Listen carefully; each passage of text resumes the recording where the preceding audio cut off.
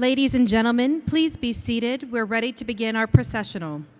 As a courtesy to today's graduates and guests, please silence all cellular telephones. Before we begin, we want you to know that Grad Images is taking individual professional photos. They will be made available to all the graduates electronically. A lot of experiences I've had in my life that I'm very proud of. I retired from the Marine Corps after 22 years. In that time frame, I deployed about 7 times. I was in charge of over 230 Marines. I worked on every platform of the Marine Corps aviation, from Harriers to C-130s to F-18s.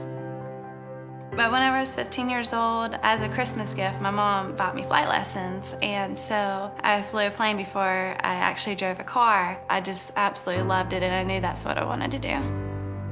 I worked on Wall Street for 8 years. What I loved about Wall Street was the challenge of raising a book of business, the challenge of always getting clients in. I decided to make a career change, and I wanted to go to the very best school I could. What better school than Embry-Riddle? Embry-Riddle's involvement in distance education began in 1971. We really helped pioneer online education. The philosophy of Embry-Riddle Online is to offer an advanced education that allows students to not only obtain the career that they desire, but to flourish in it for years to come. I work at Executive Aviation Group. I'm a professional pilot. I did want to continue my education in general for aviation, but I also wanted to bring in the knowledge of the management side so that I can get new opportunities that are out there. So I decided to go ahead and start with Embry-Riddle for my master's. Presently, I am an aircraft dispatcher at Talon Air. I am also a flight instructor at Ventura.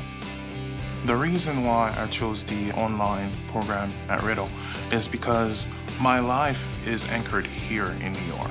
From the start, my academic advisor really helped me through. We mapped out the entire program, class by class. Students starting off with an online campus would have some concerns about feeling kind of distance. Our primary role is to make sure that that doesn't happen. We try to do everything we can to make the student feel that they have someone there by their side through it all. We're also supported by over 100 physical locations, United States, Europe, and Asia. You can always walk into one of our locations and be supported. If you want to have the absolute best education, Riddle is it. You have different professors from different backgrounds. Outside of Riddle, they are very engaged within their respective fields. So that gives you not only book knowledge, but real life knowledge. The Eagle Vision website, it's phenomenal. It's fast, it's interactive, with real-time video and chatting. We are doing things at Embry-Riddle that are very unique, things that people typically thought would only happen in the classroom. We were actually able to develop and build a virtual aircraft crash investigation lab, where students can walk around in the crash lab as avatars, and they can investigate different aspects of an aircraft accident investigation. Taking that experience of people who have been in the field and done it, and then they're teaching today, and they've created this virtual lab based on real-world experience, it's really powerful. You have to bring an online course to life. And that's, I think, where we make the difference and why we're rated #1. We take the time to think about what we have to do to make that learning experience enjoyable for the student and at the same time maintain our rigor. We try to make sure that things involve simulations and that students are competing amongst one another. It's friendly competition, and it really brings out the best in people because they're learning together, they're having fun together, they're bonding, and generally it leads to lifelong networking. I love that I can pursue my education while I have my house, while I have my job. I'm balancing everything out perfectly. When we design our courses, we have the working adult in mind that allows students to be able to choose the schedule that works best for their busy lifestyle. Currently, we have over 12 undergraduate degrees and over 16 graduate degrees. Some of our graduate programs you can do in 1 year because of our flexible scheduling. The Embry-Riddle name on your resume is huge. It's recognized throughout the world, and when you see the name Embry-Riddle on a transcript or resume, your employer knows that you've had one of the best educations available.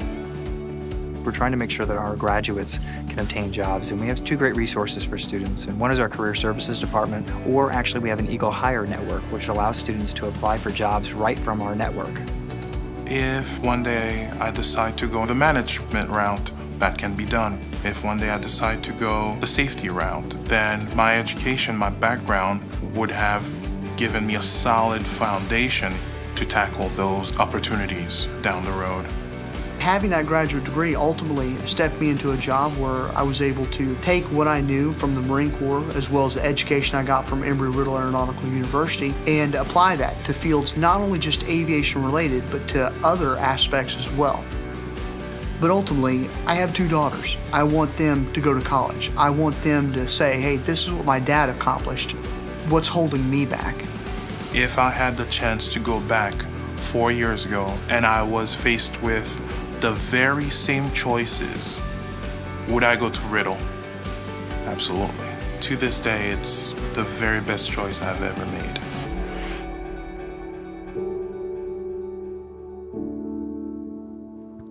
Ladies and gentlemen, please rise for the processional. The processional is led today by Dr. Patty Clark, Associate Professor from the College of Aeronautics, who's carrying the ceremonial university mace.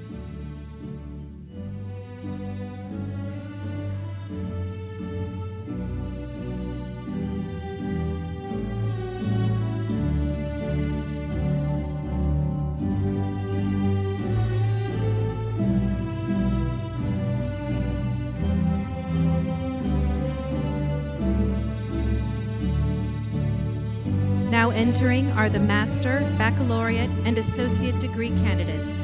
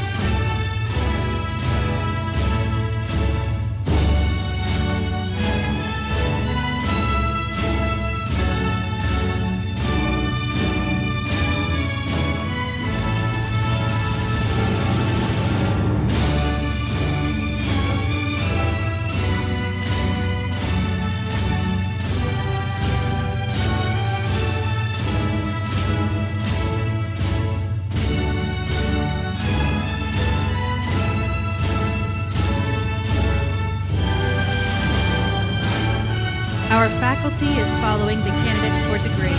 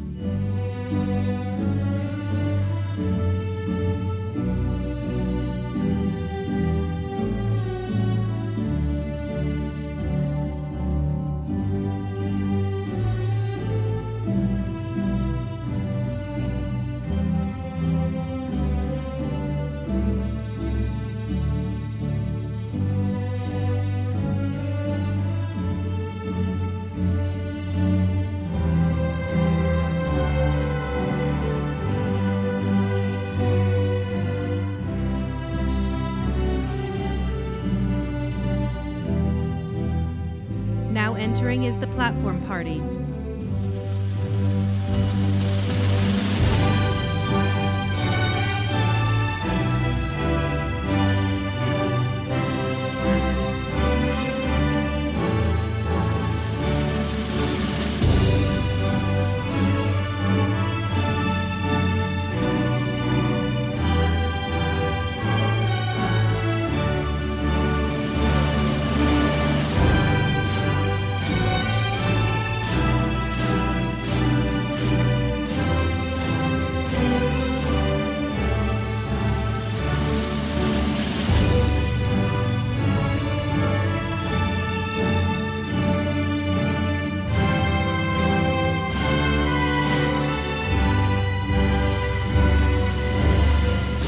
Ladies and gentlemen, please remain standing for the presentation of colors by the Oak Harbor High School JROTC and the singing of the national anthem performed by Eileen, Ivy, and Amy Gwynn from Racebeck Aviation High School.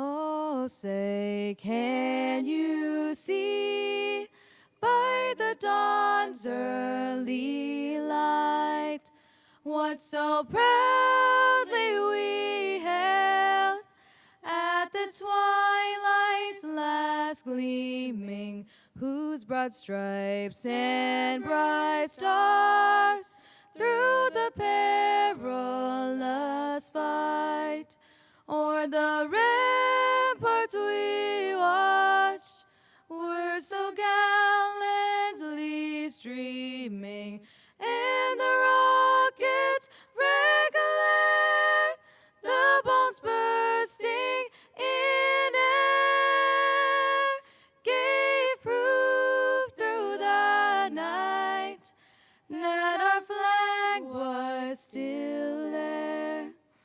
Oh, say does that star-spangled banner yet wave o'er the land of the free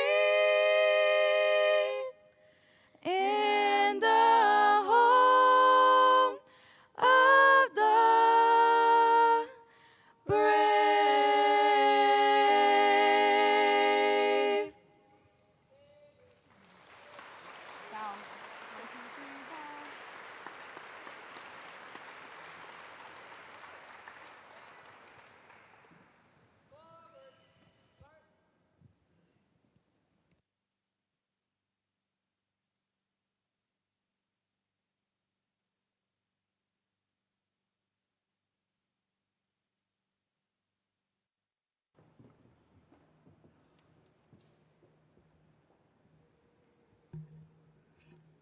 Please be seated.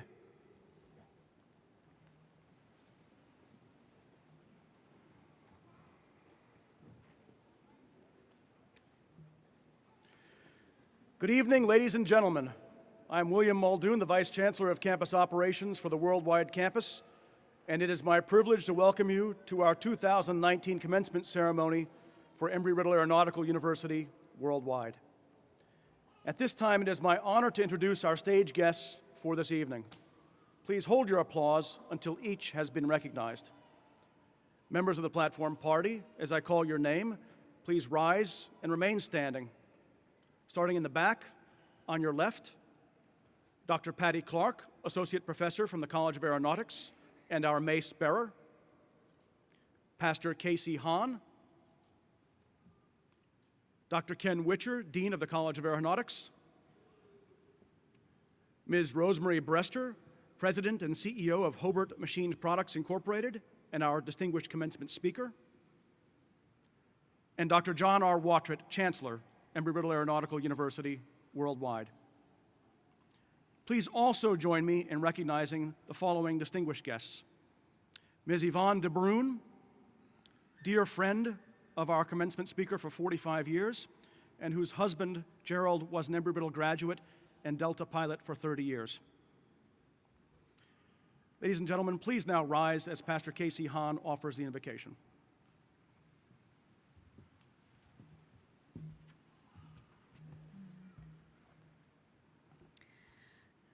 All-encompassing wise one, in whom we live and move and thrive and soar. We ask your gracious blessing upon the students, faculty, and staff of Embry-Riddle Aeronautical University. The students before us today have been called to the high task of striving for knowledge, upholding integrity and ethics, while also welcoming growth in body, mind, and spirit. We give you thanks for the gift of the class of 2019 and the ways they have made a lasting impression on this university. Grant students and their families deep joy and budding satisfaction as they see their dreams of graduation take flight this day. We ask this in the confidence of grace and love and passion that we all share today. Amen.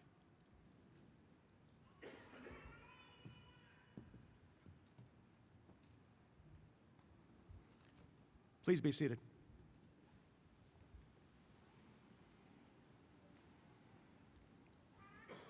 Ladies and gentlemen, it is my pleasure once again to welcome you to Embry-Riddle Aeronautical University Worldwide's 2019 commencement ceremony. We truly are worldwide. Students have the opportunity to interact with our faculty in classroom locations in the United States, Germany, Italy, Japan, Singapore, South Korea, Spain, and the United Kingdom. In addition, students are advancing their aviation and aerospace careers virtually from such countries as Argentina, Brazil, Iceland, India, Israel, Senegal, South Africa, and Suriname, to name only a few. It is a great pleasure to welcome the families and friends of the graduates, our community friends, and our distinguished guests to the most important and anticipated event of our academic calendar, graduation. We wish to recognize several groups of individuals who play key roles in the successful operation of this great university and who contribute to the success of today's ceremony. The first group includes those individuals who have played a major role in preparing and mentoring our graduating seniors and master's degree candidates for their future careers, our own Embry-Riddle Worldwide faculty. Distinguished faculty, please rise and be recognized.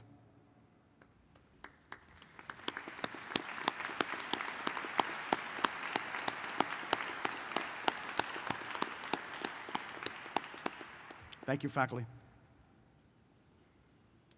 The second group deserving special recognition includes all of our dedicated staff, without whose many hours of tireless work this ceremony would not be possible. I ask that these individuals please stand and be recognized.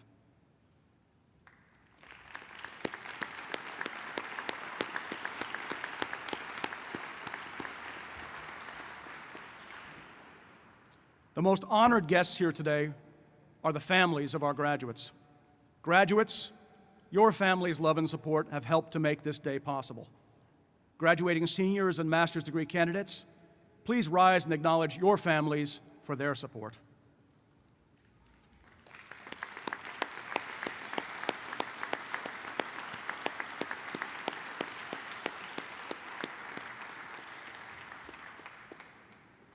Please be seated.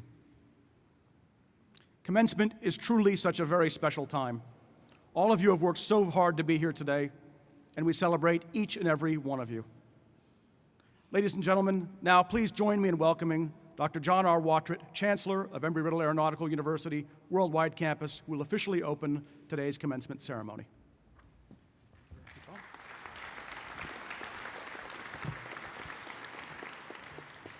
Thank you. On behalf of the Board of Trustees of Embry-Riddle Aeronautical University, it is my pleasure to declare the 2019 commencement ceremony of Embry-Riddle Aeronautical University Worldwide now open. I also offer my sincere congratulations to each of you and to your families as well. We at Embry-Riddle are extremely proud of your achievements and are confident of your success. We know how much hard work you dedicated to each course you took, and because of that effort, this is a day of great celebration. Be very proud of your accomplishment. It is significant and will propel you to reach even greater success. And stay in touch with our great university. You are now joining an elite team of graduates that will be with you on your lifelong journey. I sincerely hope that everyone enjoys the ceremony and savors the meaning of this day, and with its colors and traditions. It is now my honor to recognize our guest speaker for today's ceremony. Rosemary Brester is the President CEO of Hobart Machine Products, Incorporated, providing precision machining and manufacturing support to the aerospace, automotive, medical, and electronics industries for the past 40 years. Rosemary is a Renton, Washington native, graduated from Renton High School in 1965 with disciplines in home economics. Years later, a Boeing executive mentioned domestic engineering, which provided a different view, perspective, and perception of her skills. Her aerospace interest started in 1958 when she watched with curiosity the first Boeing 707 jet take flight from Renton Airport. This excitement has fueled her passion and love for the aviation and aerospace industry. Rosemary learned hands-on machining from her husband, Larry, in 1967 when he introduced her to aerospace manufacturing and quality control along with a whole new vocabulary. A few years later, they set up a shop in their garage where she would machine parts when her kids were napping. Her interest in efficiency and organizational skills rooted from her home economic classes that she took in high school. In 1990, Rosemary received her AA degree in business management from Green River Community College, and in 2016, she attended University of Washington's Michael G. Foster School of Business and received a certificate in business growth collaboration. Her love of community finds Rosemary serving on many community and educational boards involving youth and workforce education. She has developed a program she shares with young women seeking a greater awareness of STEM career opportunities, as well as an internship program based on STEM for students in high school, community college, and four-year university programs. Over the past 10 years, Rosemary has mentored 14 students through this STEM-based program, and many of these students still work with her today. Recently, Rosemary has served on a steering committee for a National Science Foundation Needed Math project and has served on the Department of Defense Space Supplier Council for the past 14 years. She has served 23 years as a board member of the Association of Washington Business and is a founding member of the AWB Institute. She is also a founding member of the Aerospace Futures Alliance and was appointed by the United States Secretary of Commerce to Washington State District Export Council in 2003 and continues to serve. She was also appointed to the King County International Airport Roundtable representing unincorporated King County in 2010 and is still serving in this position. Rosemary lives in Hobart, Washington with her husband Larry. Today they have 3 grown children, 7 grandchildren, and 1 great-grandchild. In her free time, Rosemary enjoys reading, gardening, spending quality time with her family. Please join me in welcoming our honored guest speaker, Ms. Rosemary Brester, President and CEO of Hobart Machine Products, Incorporated.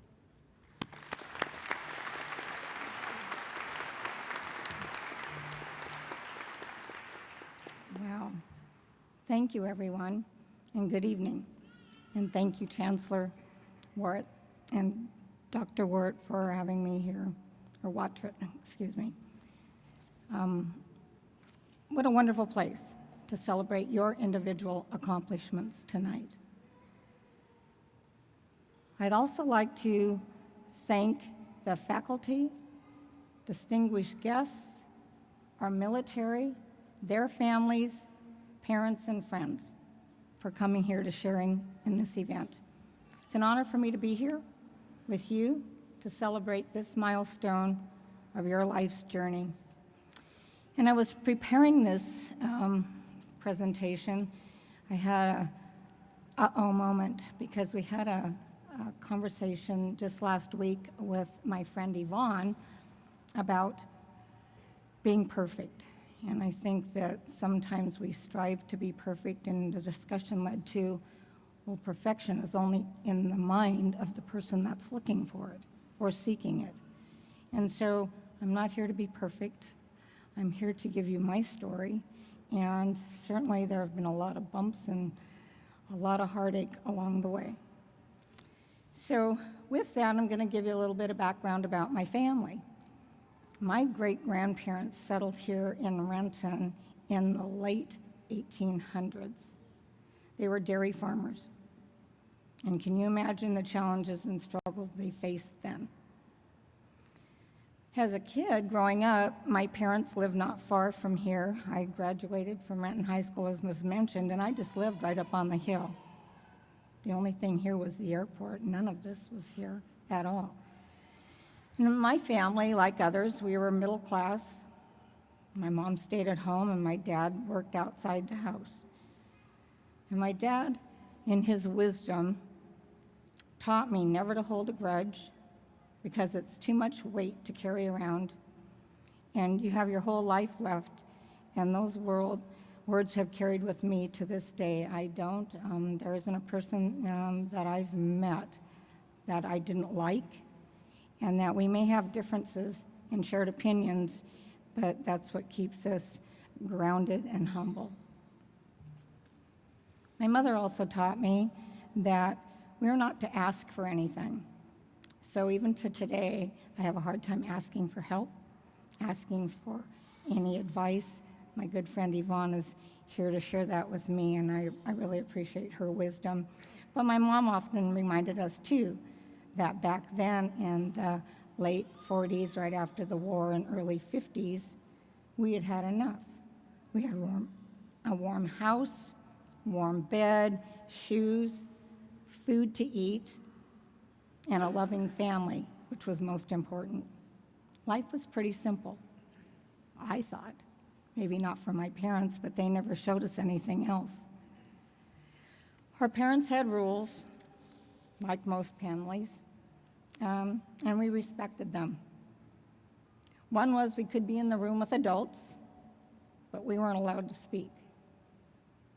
I learned to be a good listener, and it served me well throughout my business career.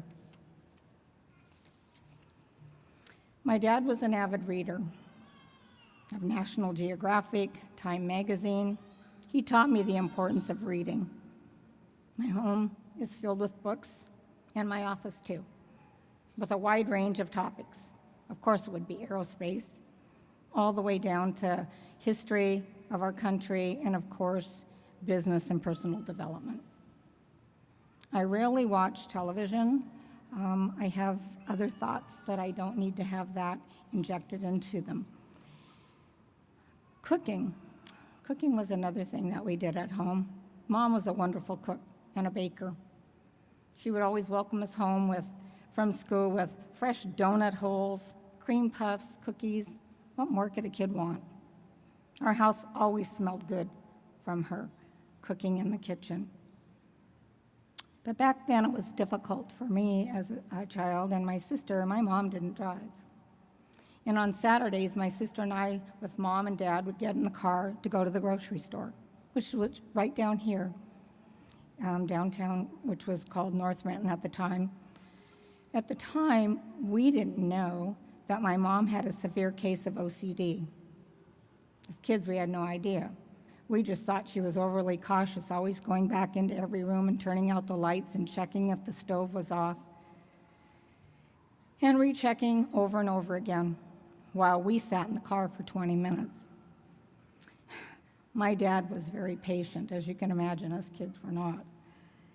It wasn't until years later when our oldest grandson was diagnosed with OCD that we realized that that's what my mother had.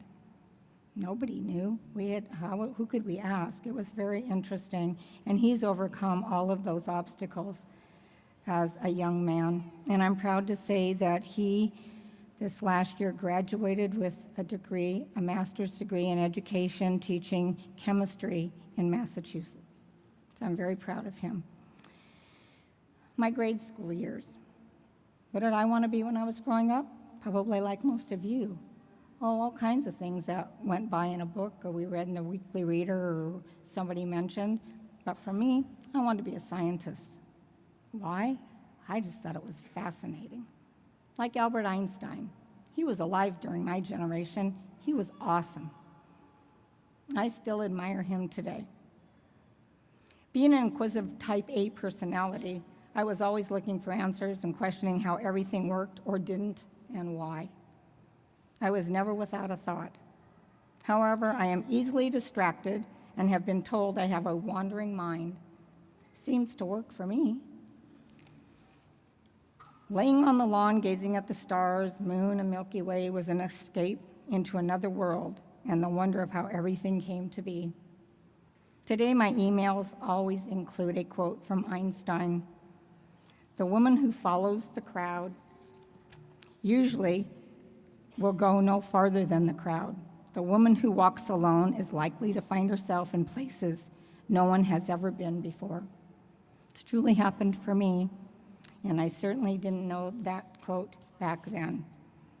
My high school years.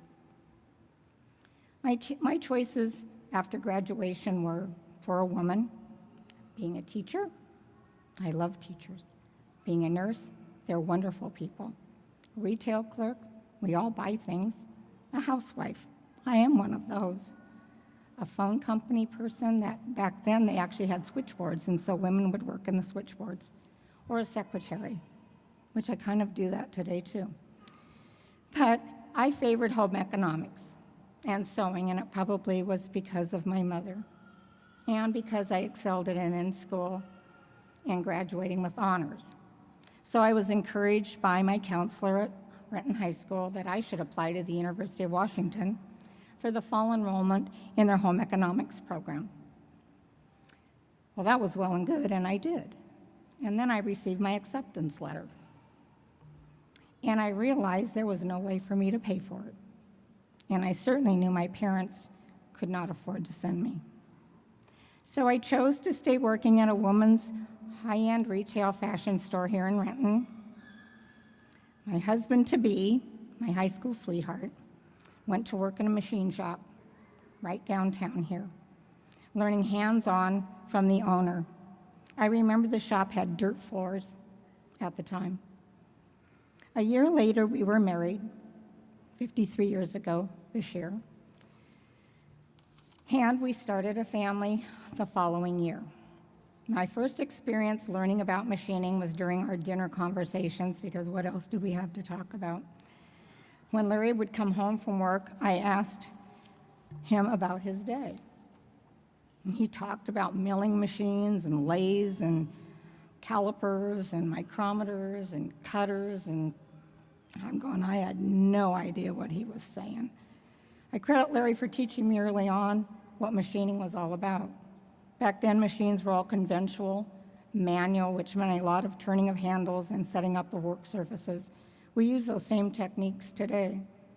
We do have CNCs now, and we have come a long way, and we have robotics as well. But we in our shop, we still use those conventional machines, because if you know what you're doing, you can still make those same parts. Prior to starting the business, I worked for a machine shop where Larry worked, the one that I mentioned with the dirt floors. Only by then, they had moved into a new facility and had about 15 employees, and they needed someone in the office. So he encouraged me to go apply, and I did, and we got along great with the family that owned the company, and I learned all about operations, quality, and most importantly, the demands that would be expected of an owner. When my business was started, it was important we had the resources to pay our bills. We had 3 small children by then, and my husband Larry worked a day job to supplement our income until we were able to get enough contracts to step out on our own, and he could join me full-time. Larry helped me learn hands-on to run that equipment, mills mostly. I remember there was a time when our young family, and this is taking us way back, while we were watching TV, because I think at that time the kids had cartoons on, in our family room while Larry and I assembled Springfield rifle components. There were not as many regulations or policies like we have today. We just looked at it as a job. We didn't care what it was. Today, our company, as was mentioned, provides contract machining services in 5 industry sectors: commercial space, aerospace, defense, electronics. We also do repairs on farm equipment, because we actually are in a rural part of King County where there is farming, and we are a proven exporter. Challenges, there were many. Medical. I had a serious medical problem, and to overcome that, I had to learn why.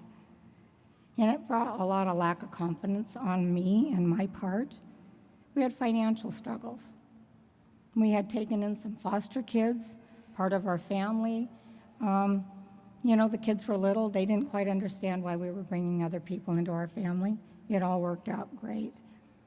And then about 5 years ago, we took in my mother. She lived with us for 3.5 years with Alzheimer's, and we cared for her for 24 hours a day while we ran our company and did travel. And I learned a lot about how to be an advocate for senior citizens, and I can tell you they do need our support because the system doesn't work for them. At a dinner, I talked about the wandering mind. It was a professional who was sitting at this dinner. Actually, it was right down here at the Museum of Flight, and he was mentioning, because he was observing me about my mind, and I'm thinking, okay, now I have a name to it, so now I know what's wrong with me. So at the time, I had the medical problems, and again, I couldn't work. So when I did start feeling better, I ended up going to work at Valley Medical, the local hospital here, because I was bound determined to find out what was wrong with me. And I thought the best way to do that is to be closest to the people that would know. So I worked there for about 3 years, and the kids were small, and I was working second shift so that Larry would be home with them in the daytime, and I would be home. I'd be there in the morning, and he'd be home at night. And the kids really didn't like it, but it worked for us. And we struggled during that time. But I can tell you what was even more disheartening for me was that I was a good worker.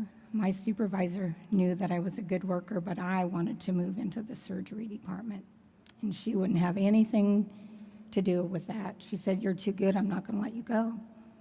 So what happened then was that I moved on. I just said, okay, if I can't move up, then I'm moving out. And so I left the hospital, only to know that it was difficult for me, being a woman, not having a degree in anything.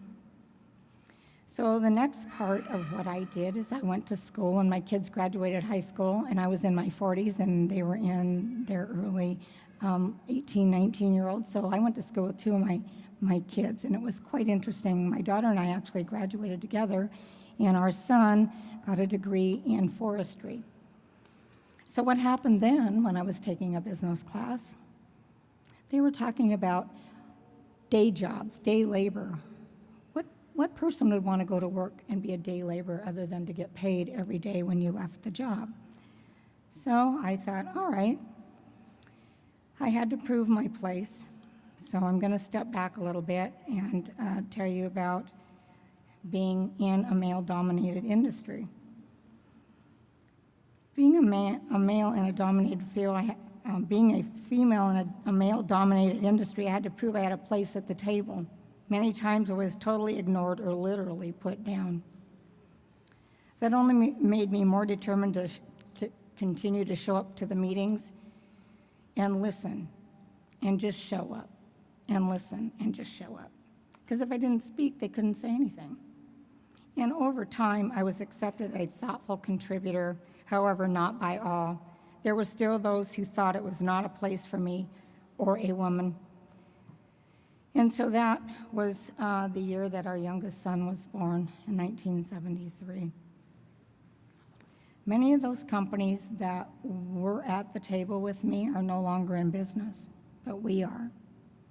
And so I think that sometimes we need to accept the fact that there should be people at the table and that we should listen to them, because we all have ideas and we're not all perfect. As I talked about earlier, we're all here just to do our job and to live our life. So being accepted as a woman, especially one without a degree, was the most challenging of them all, especially amongst male engineers. So being the CEO of a company, I fixed that. Because I could. That was the easiest way. And it was also heartfelt by me that one of our major customers at that time was going through transitions, and they were told that if we didn't have a degreed staff in our company, that they would no longer give us any work.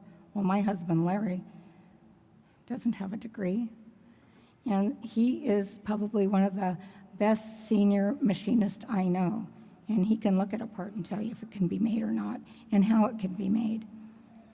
And I respect his judgment. So that's when I went to school with my kids and got the A degree, just so I could prove that I had something in a certificate form that I could show people. I can tell you it was not easy, as I was working full-time, running the company and attending trade shows throughout the world, marketing our capabilities.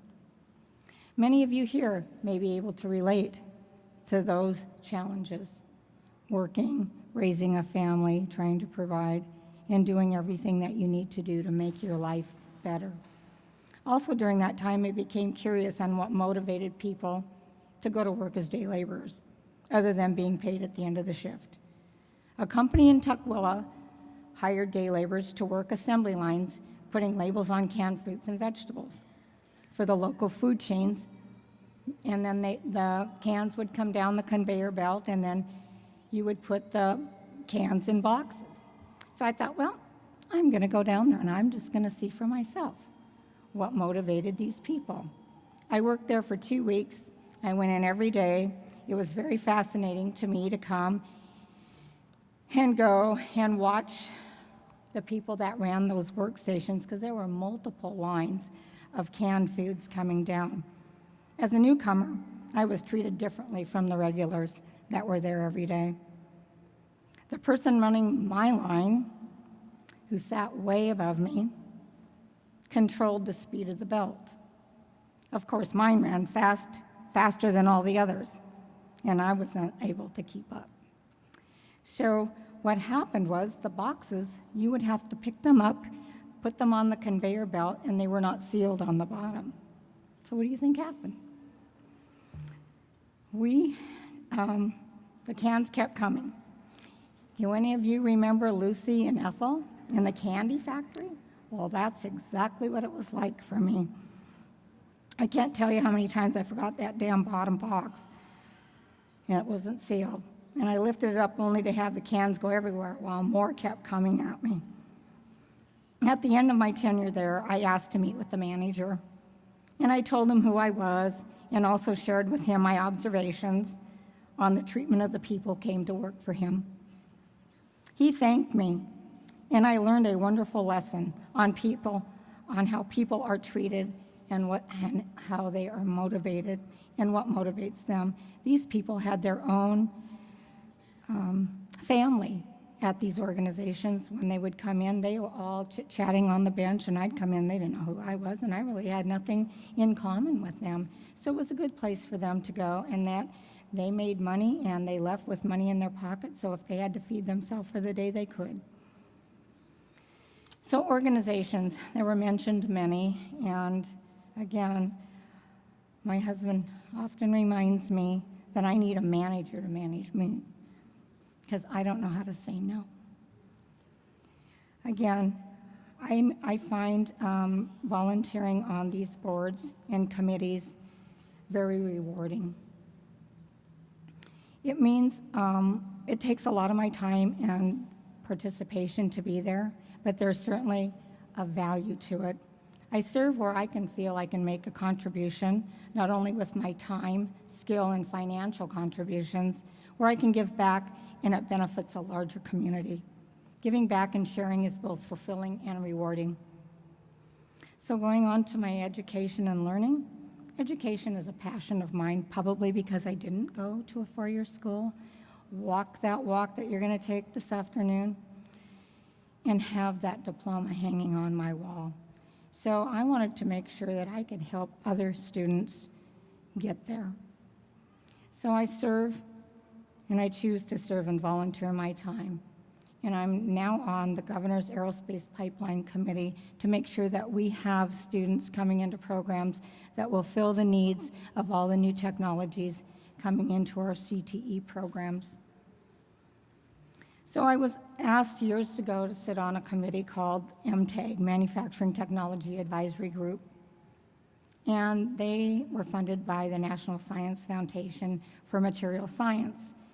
And a few years later, the PI that was running that program asked if I would take a trip to Washington, D.C. to talk about my experience with her program in material science. And in between going to D.C., I was also asked to do a presentation similar to this to young women who wanted to go into STEM careers and knew nothing about them, and that was at Edmonds Community College. And what I did was I took my presentation and took my home economics background and my machining background, and I combined them with measurements and comparisons. And they're pretty darn similar. You would be surprised. So comparisons from cooking and sewing to aerospace manufacturing and the relationship between types of materials, measurements used in both. Well, over the 7 years that I've been doing this, we have developed a full curriculum. We have reached out to 400 young women. Many have come back a second and third year to hear our presentation. So from there, I was asked to go to DC and sit on that panel talking about STEM. And there was one of the educators in the room raised his hand and said, "Well, tell me, I'm very curious about what kind of math your entry-level students might need, or workers." And I said, "Well, simple, basic math." And they just gasped. And I said, "Well, you know, we can teach them the rest, or you can." So from there, little did I know that there would be a grant funded by the National Science Foundation called the Needed Math Project out of Hofstra University, and I was on the steering committee. Go figure. Because I will tell you that when I was in school, I struggled through all my math classes after grade school. So how did I manage to get there? Well, because my background in manufacturing and the type of math we used was very similar to what they were looking to put into this program. So I was able and instrumental to bring Toray composites in. I brought AMI metals in. There were people from biotech. There were people from IT. It was the first conference funded by National Science Foundation that actually had business at the table after all these years. So we are in the process now of continuing that, and we have applied for a second grant to make sure that our work that we've done so far continues. Life choices for you graduates. Life is about choices we make and the perseverance to overcome any obstacles that may be put on our path.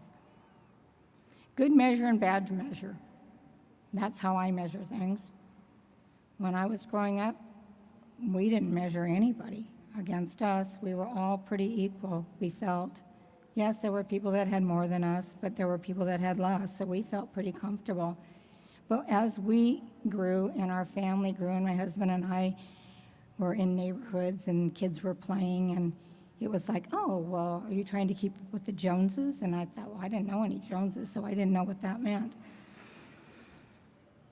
So for me, it was all about good measure. And so I've taught my students, the young women that I mentor and share my experiences with, that we don't measure ourselves against anyone else. We're all unique individuals. We come from diversity and backgrounds that none of us could even imagine. We are all blessed with gifts, each and every one of us. So have no regrets. Choices we make in the past were the right choices at the time. No matter how hard you try, you cannot change the past. When I mentioned a decision I had made years ago to my daughter, she said, Mom, it's okay. That was the past. No matter how hard you try, you can't change it. Learn from the experience and move forward.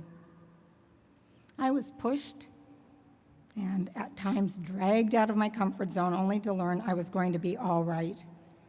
It was a learning experience, and I'm glad it happened. You know, I'm going to share this with you. You will have people in your life that will push you, pull you, and drag you. Make the most of those opportunities. They only come by once. You won't regret your decision. Each of us has a comfort level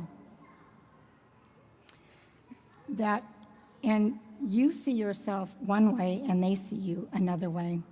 They view you, their view of you is so very different from how you view yourself and your capabilities or what you can accomplish. Others see the potential in you from an outward perspective, and you are feeling it from internal emotions. Be the leader others see in you. Of course, there will be setbacks. Roadblocks and barriers will certainly challenge you along your journey. You may have already experienced these obstacles from when you grew up, just like me, and had to overcome many. Don't lose sight of your goal and direction you have chosen, and never give up on yourself. Use these tools to stay the course: perseverance, determination, willpower, tenacity. Reach out and ask for help. Be humble, but most importantly, be yourself. There was never a person I didn't meet that I didn't like, and those differing opinions helped me grow. Giving back and sharing your gifts. I am grateful and blessed to have made the journey with the help of my family, friends, and colleagues. Your family, friends, and colleagues will be there for you too. As you have reached a milestone today, celebrate your accomplishments, chart your path for the future, and share your gifts with the world. Congratulations.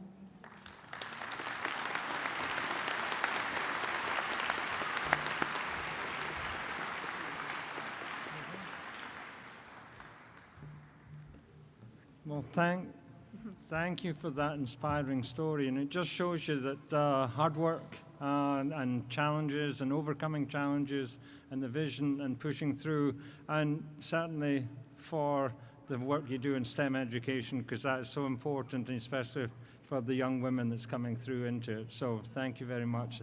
I'd like to present you with the Distinguished Speakers Award. Thank you so much. We'll give a picture.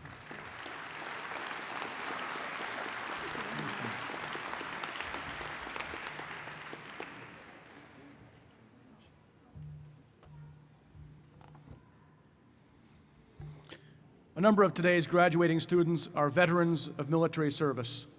As a group, will they and all veterans please stand and be recognized?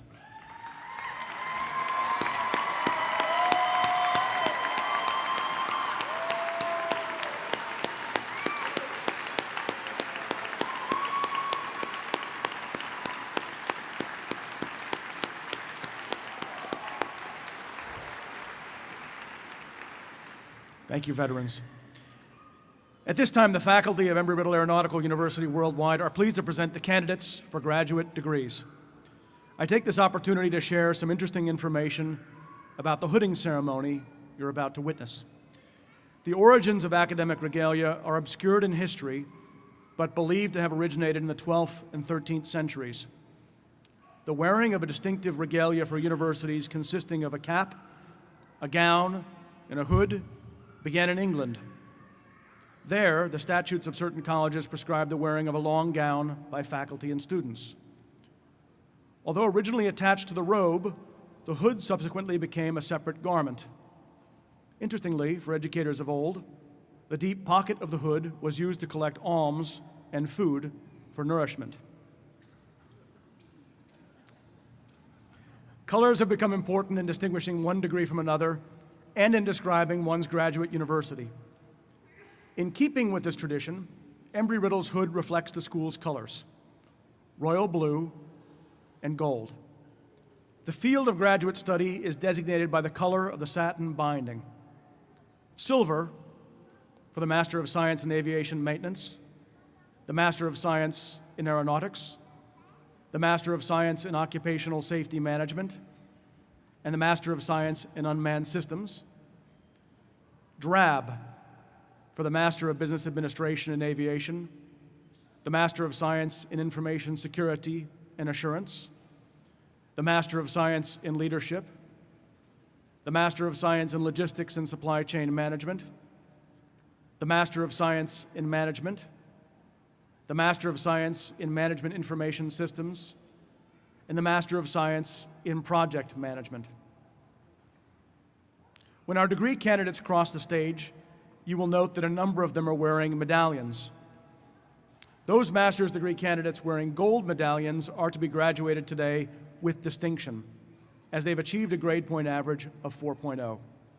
As a group, will these students please rise and be recognized?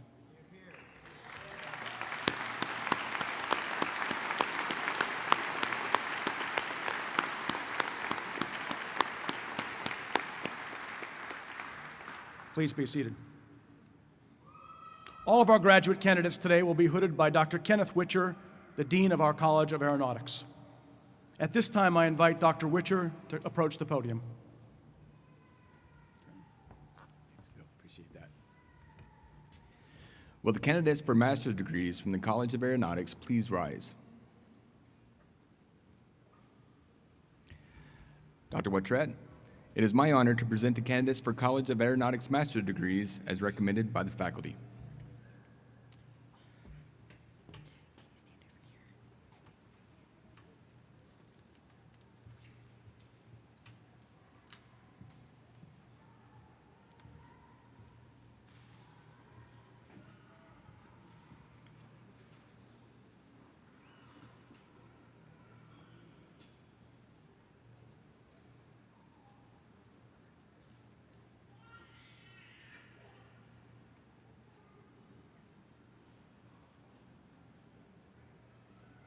Juan Cruz Rivera.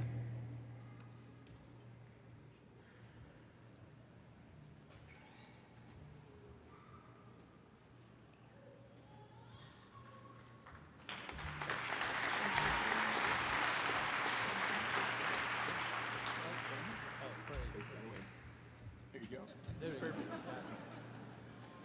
here we go. How's that? Tyler Roy Christensen.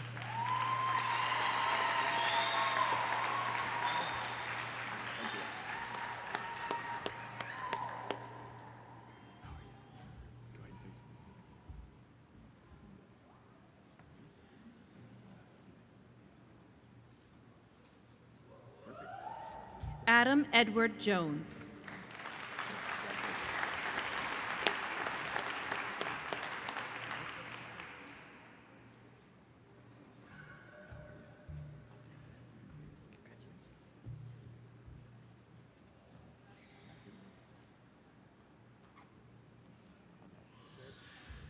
Robert Kaczynski, with distinction.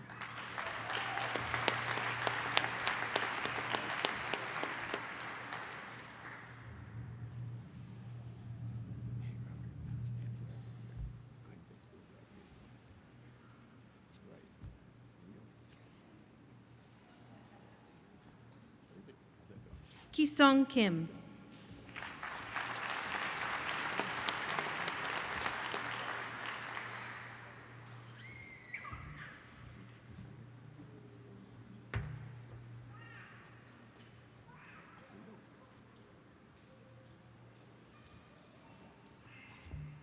Kinosi N. Mokalabati,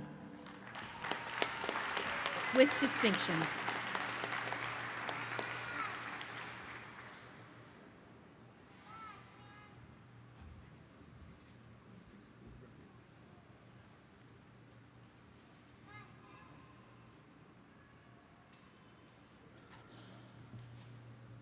Myung-suk Seo.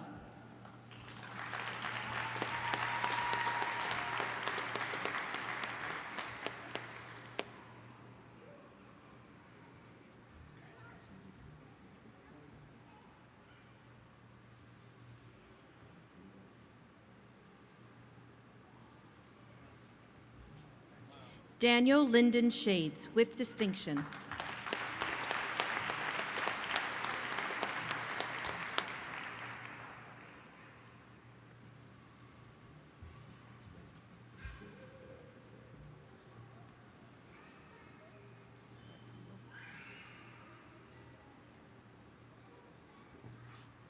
Gary D. Wilkie, with distinction.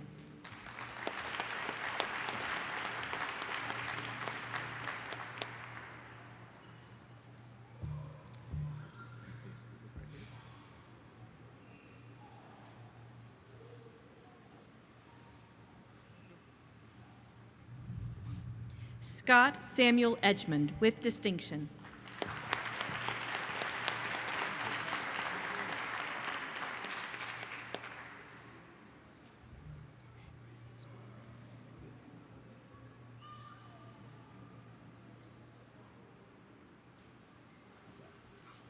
Kathleen Marie Wandler.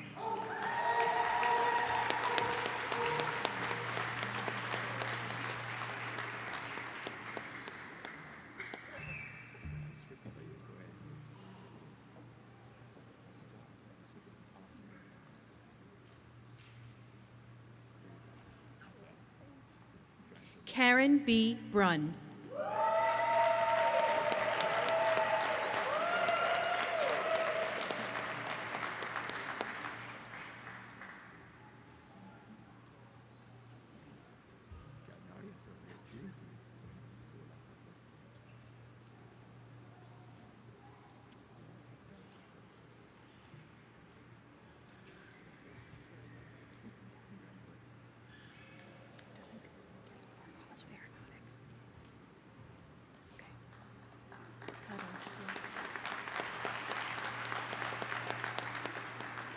Tyler James Bailey.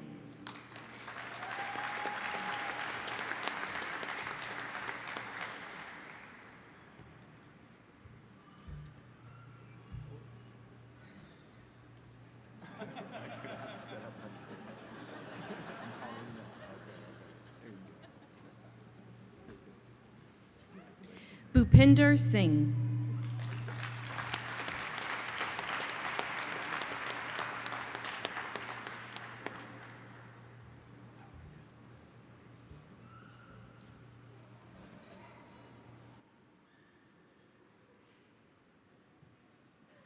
Durup Chand.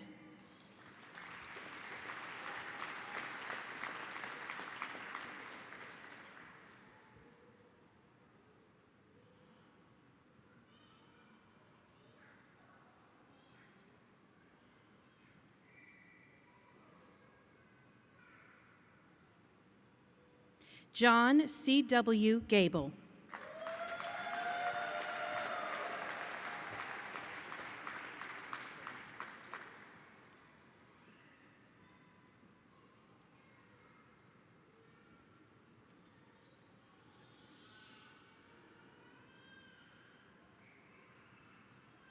Jean-Pierre Couloun.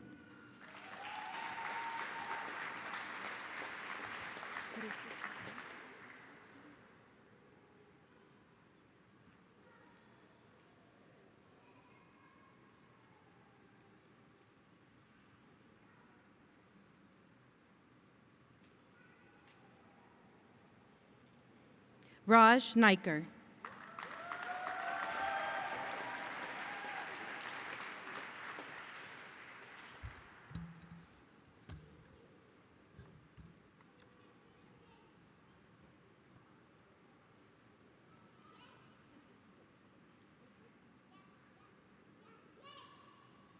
Eduse Sapon Mensa.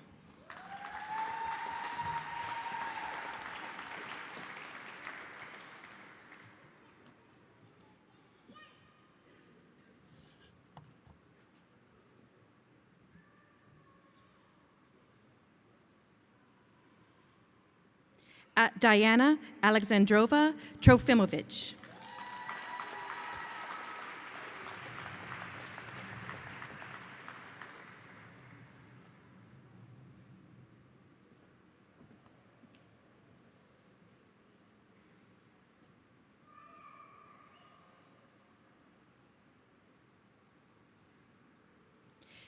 Tikli Debalki Badani.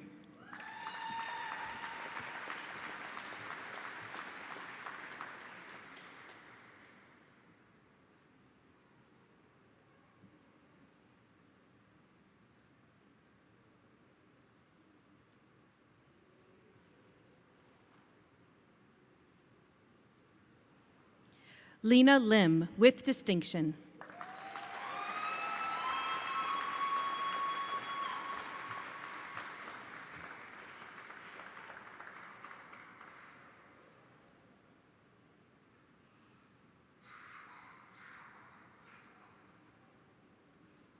Carrie Lynn Blaise with distinction.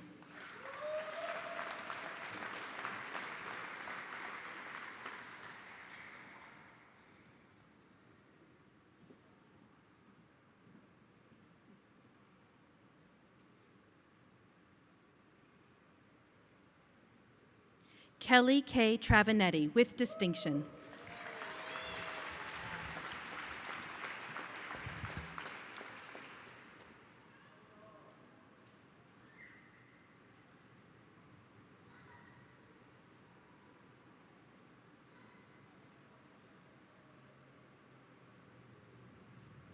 Patricia Ann Gilbert with distinction.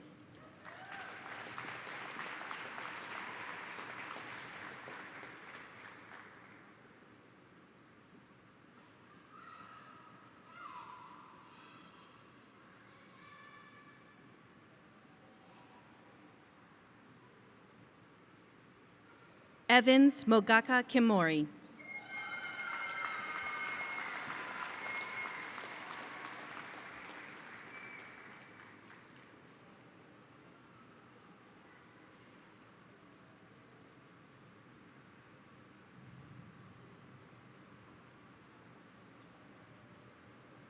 Charles Paul Holloway, Jr.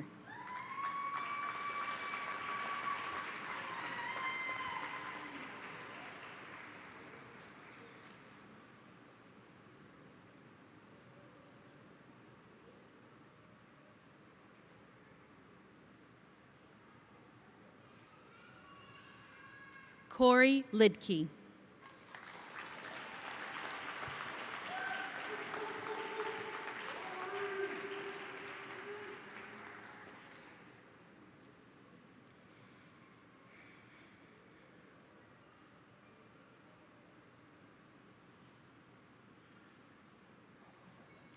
Tony Michael Cepeda.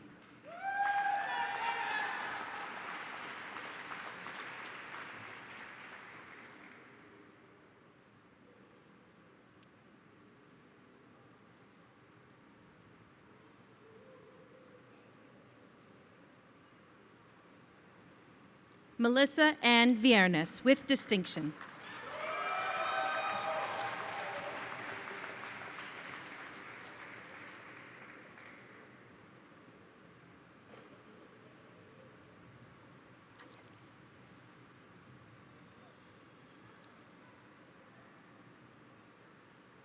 Vanessa Laheis, with distinction.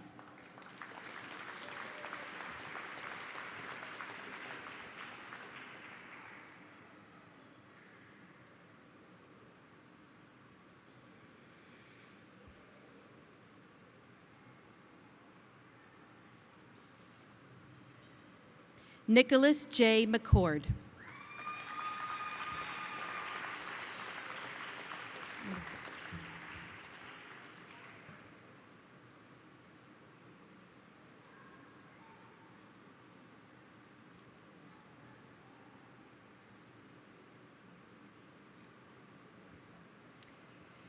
This concludes the presentation of master's degrees from the College of Aeronautics and the College of Business.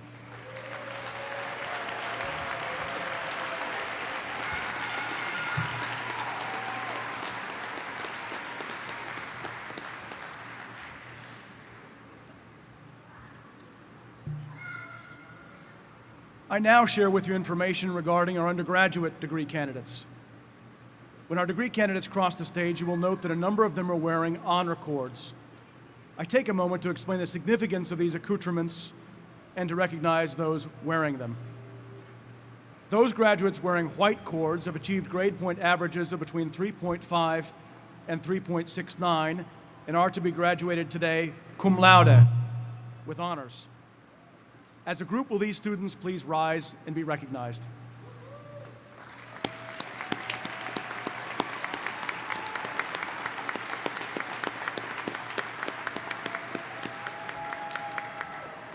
Please be seated. Those graduates wearing red cords have achieved grade point averages of between 3.7 and 3.89 and are to be graduated magna cum laude, with great honors. As a group, will these students please rise and be recognized?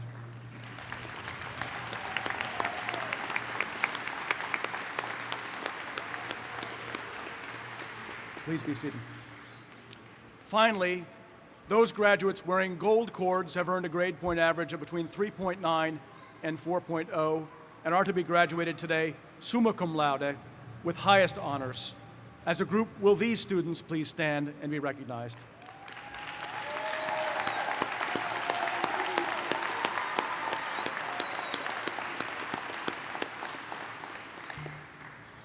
At this time, the faculty of Embry-Riddle Aeronautical University Worldwide are pleased to present the candidates for undergraduate degrees from the College of Aeronautics, the College of Arts and Sciences, and the College of Business. Will all candidates for undergraduate degrees please rise?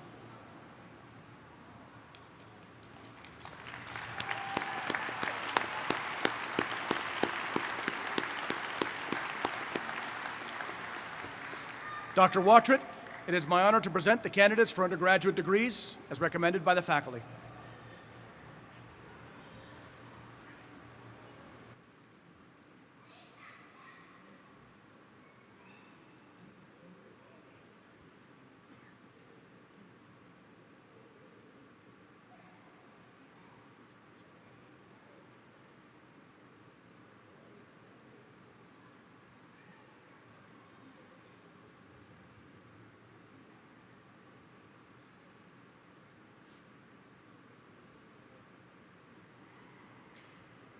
Craig Arnberg, cum laude.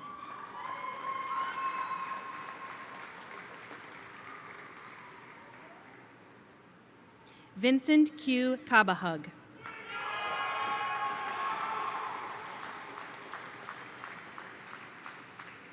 Christopher C. Campos.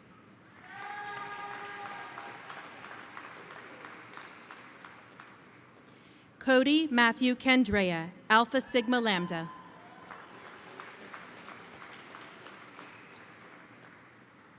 Tsui-Ing Chong, magna cum laude.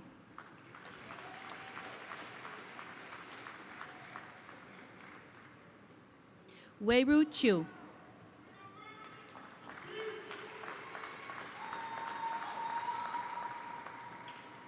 Lindsay Ann Colfelt.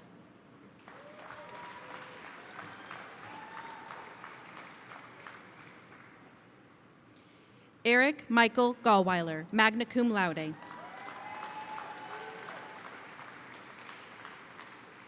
Parker Shadwick Hansen.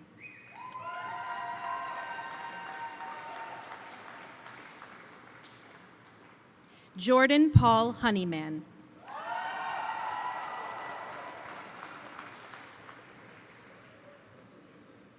Charles Robert Hubler.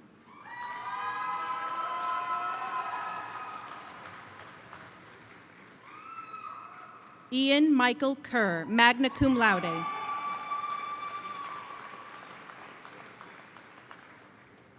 Daniel T. Latimer.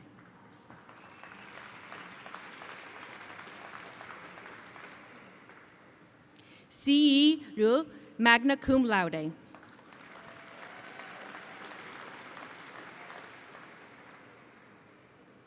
Gowan George Molyneux, magna cum laude, Alpha Sigma Lambda. Kai Moa, cum laude.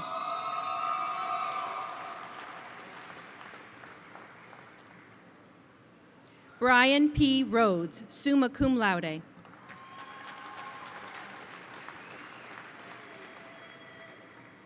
Tristan Andrew Rowe, magna cum laude.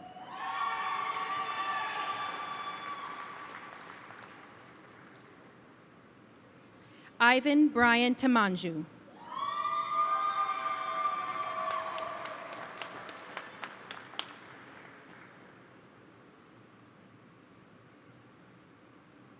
Daniel Vasquez.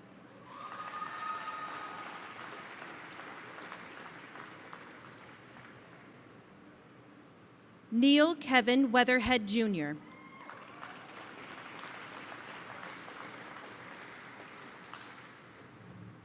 Eric Michael Friedner, summa cum laude, Alpha Sigma Lambda.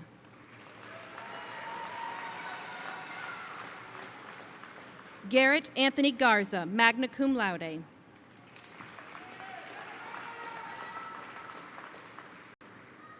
Romel C. Mendoza, Jr., cum laude.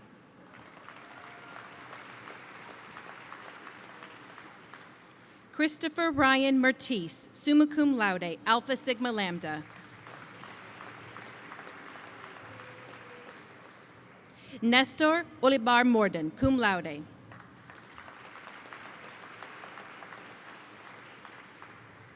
Tyler Joe English.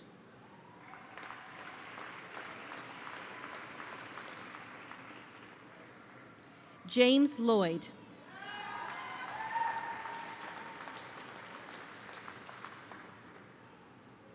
Jerome Anthony Aubert, Jr.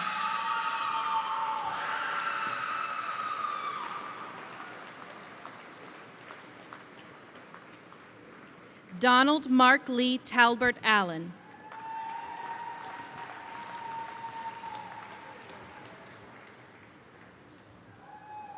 Kyle Bean, cum laude.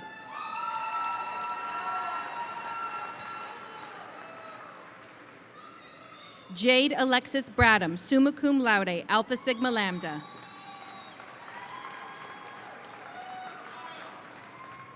Sapir Kaufman.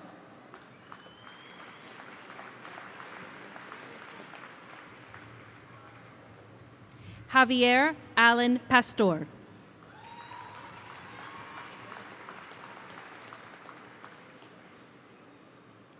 Diasia Monet Wright.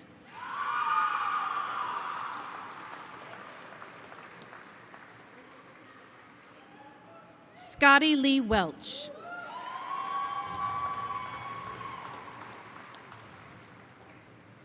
Andrew Donald Coddington, cum laude.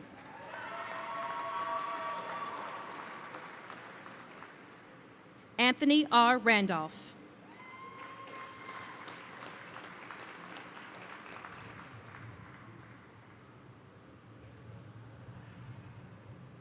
Christina Elizabeth Ann Stampfly, summa cum laude.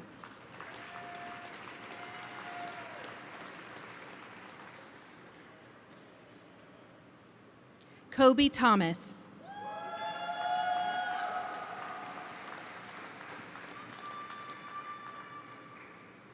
James Edmund Barclay, summa cum laude, Alpha Sigma Lambda.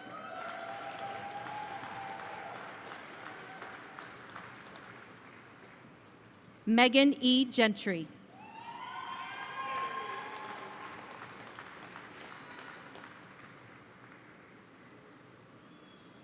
Jeremy Richard Lidner, Alpha Sigma Lambda.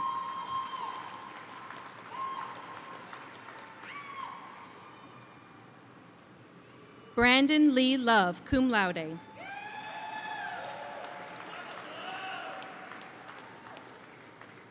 Luis Martinez, Alpha Sigma Lambda.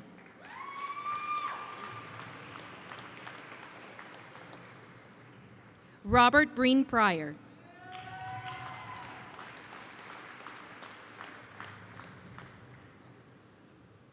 Patrick Allen Kazmierzek.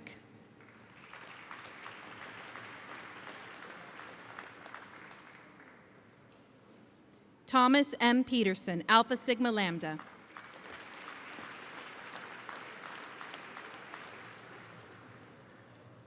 Hassan Wafiq.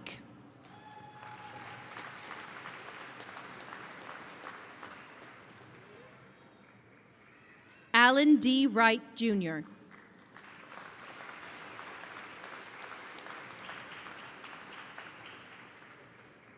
Avery Madden.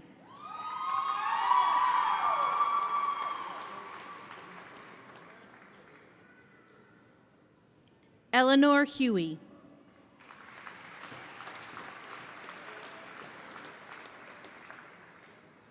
Keith Patrick Cruz, Alpha Sigma Lambda.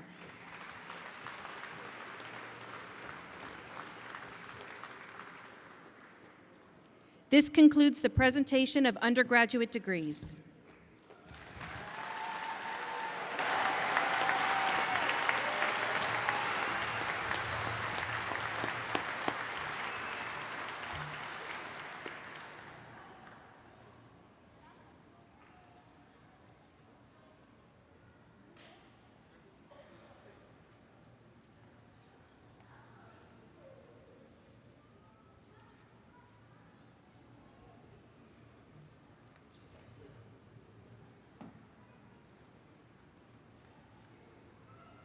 And now we arrive at the moment for which we've all been waiting.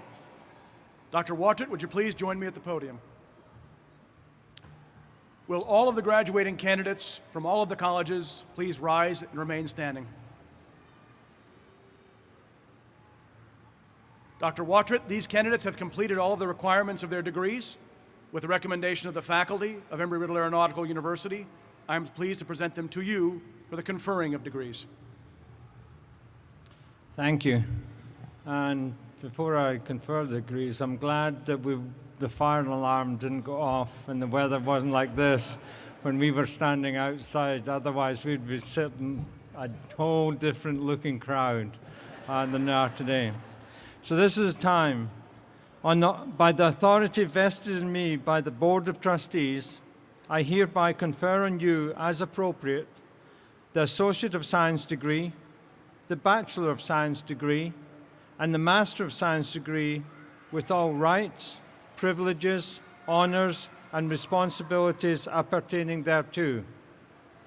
Congratulations, you may now move your tassel to the left side of your mortarboard, symbolizing your new status as a graduate of Embry-Riddle Aeronautical University. Congratulations, everyone.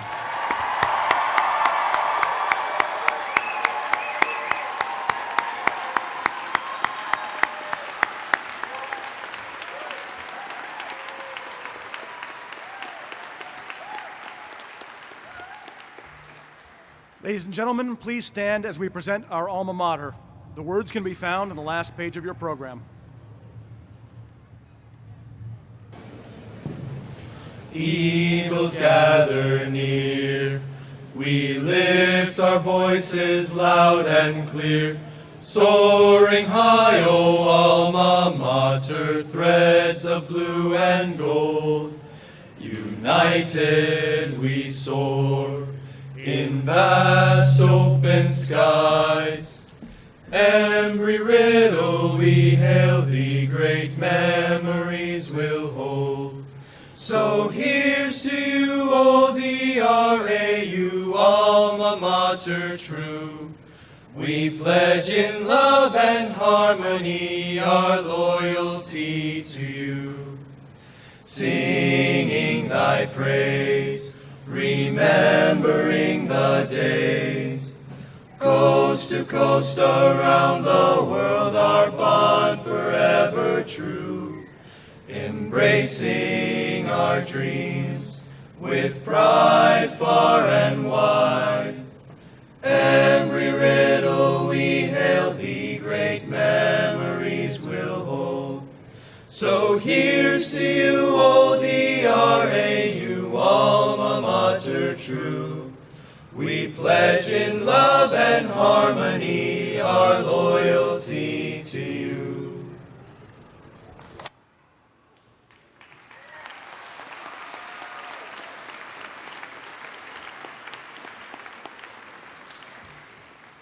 Ladies and gentlemen, we are truly delighted that all of you could be here today and join us on this special occasion. We welcome you further to join us for a dessert reception immediately following today's ceremony. Please now remain standing as Pastor Hahn offers our closing benediction.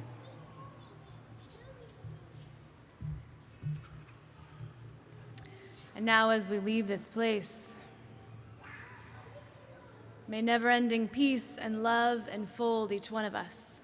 May strength and wisdom go before us. May each of us go from this moment remembering that we do not journey alone. And may we be carried by grace and mercy and guidance on eagle's wings until we meet again. Amen. Family and friends, please be seated. We ask that you remain seated until the platform party, faculty, and all graduates have left the area. Thank you.